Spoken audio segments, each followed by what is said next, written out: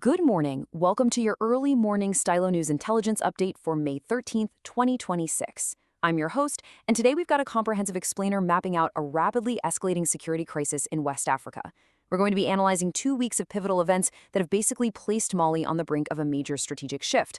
Our goal today is to present a calm, factual, and strictly objective overview of the intelligence data. We want to cut through the noise and deliver a really clear picture of the actors, the impacts, and the horizon.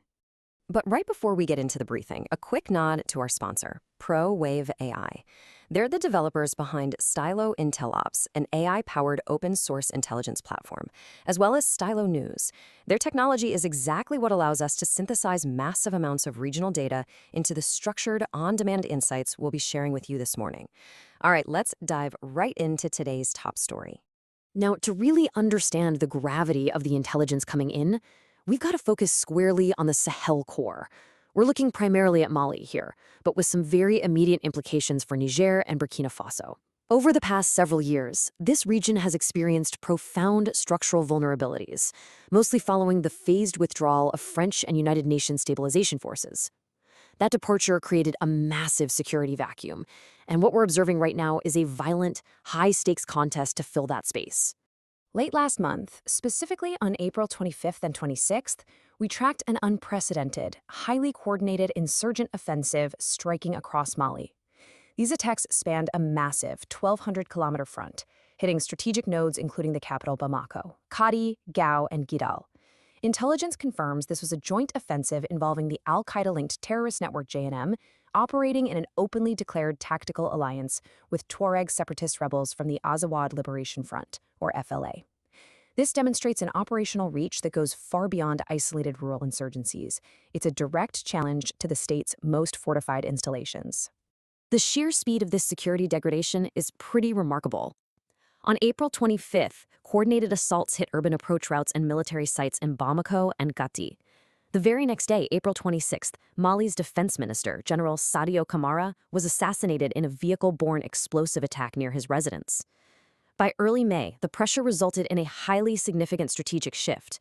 The paramilitary Russian Africa Corps and the Malian army officially withdrew from the northern stronghold of Kidal, effectively ceding it to separatist and jihadist control. Shortly after that, the strategic Tessalit military base, which sits near the Algerian border and houses a vital airstrip, was surrendered without combat as forces evacuated. Section 2. The ripple effect. Let's assess the impacts of these events. The scale of these territorial shifts and high-profile assassinations really cannot be overstated. The consequences of this major security shock are rippling outward across 3 distinct levels. Locally, the immediate consequence was a blockade posture around Bamako, halting transportation and commerce entirely, while the north saw a total loss of government administration in Kidal, which of course triggered civilian displacement. On a national level, the attacks exposed some deep fragility within the ruling military junta's security apparatus. The government is actually investigating the complicity of some of its own soldiers in the attacks right now, and in response to the instability, the junta unilaterally extended its ruling mandate out to 2030. Internationally, the intelligence community is tracking a severe spillover risk into neighboring Niger, Burkina Faso, and even coastal West Africa and Nigeria. The geopolitical landscape is shifting rapidly, marked by diminished Western influence and highly contested new defense pacts. Moving on to Section 3. Key decision-makers and strategic postures. So, to properly forecast where this conflict is heading, we have to objectively examine the key decision-makers on the board, analyzing both the internal factions fighting for control and the external powers trying to influence the outcome. Internally, we have the Malian military junta, led by General Assimi Goïta. Following the death of his defense minister, General Goïta personally assumed the defense portfolio to consolidate control.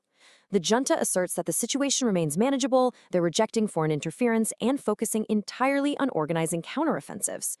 Conversely, the Tuareg separatists of the Azawad Liberation Front claim absolute territorial liberation of northern zones like Kidal. They publicly frame their tactical alliance with the jihadist group JNIM as a strategic necessity to oust the junta, effectively creating a united front against the central government. And the external dynamic? It's just as polarized. The Russian Africa Corps has been the junta's primary military partner. However, following the recent rebel advances, Russian paramilitaries were forced to negotiate a withdrawal from Kidal. They publicly frame this as a tactical repositioning, though it clearly marks a significant operational setback for their stabilization mandate. In stark contrast, the French government, which previously led counterterrorism efforts in the region, has fully withdrawn its forces. France is now issuing severe diplomatic warnings, advising its citizens to leave Mali and cautioning the international community about the rapid expansion of jihadist networks toward Europe. Naturally, regional neighbors are reacting very swiftly to this power vacuum. The Alliance of Sahel States, a newly formed defense pact between Mali, Niger, and Burkina Faso, has launched intense joint air campaigns against insurgent positions. Niger and Burkina Faso have mobilized their own borders defensively, declaring days of national fasting and solidarity.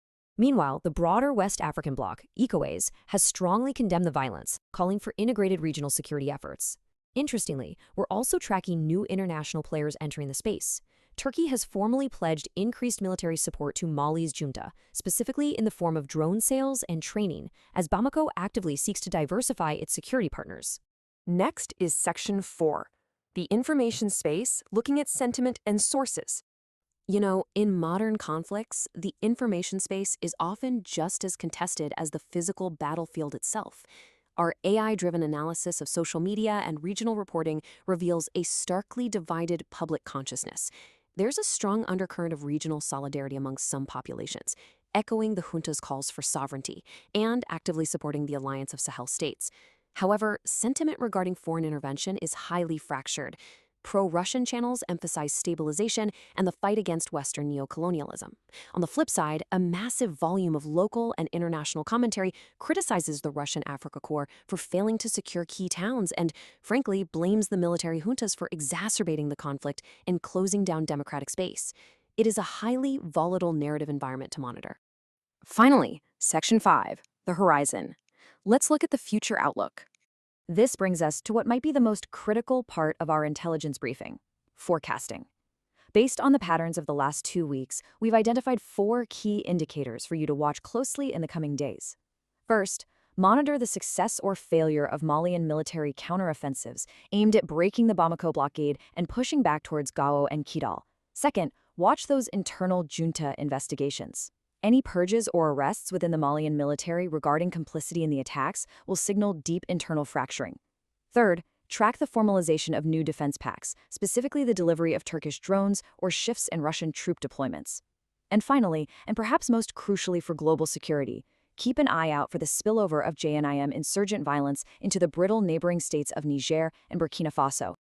And that concludes today's early morning intelligence explainer. The facts on the ground clearly indicate that West Africa is at a critical juncture. To hear a much deeper analysis of the competing factions and expert assessments on what comes next, you really need to listen to our full audio update. Search for Mali on the Brink on your favorite channel or just follow the link in this post. Thank you so much for joining us this morning. For more structured, AI-powered news on demand, make sure you subscribe and visit us at www.stylonews.com. We'll leave you with this question: will the current powers find a way to stabilize the region, or are we witnessing the permanent redrawing of West Africa's map? Stay informed and have a great day.